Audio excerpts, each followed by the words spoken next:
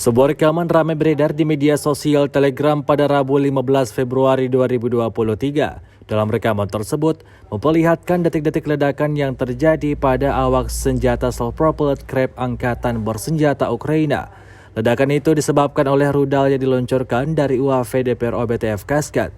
Tampak ledakan yang berlangsung di Bogoyavlenka tersebut juga merekam aksi yang tak biasa, di mana terlihat salah seorang prajurit Ukraina berlari ke semak-semak tanpa celana. Seperti yang terlihat dalam rekaman, insiden ini mengakibatkan kerugian besar bagi tentara Ukraina.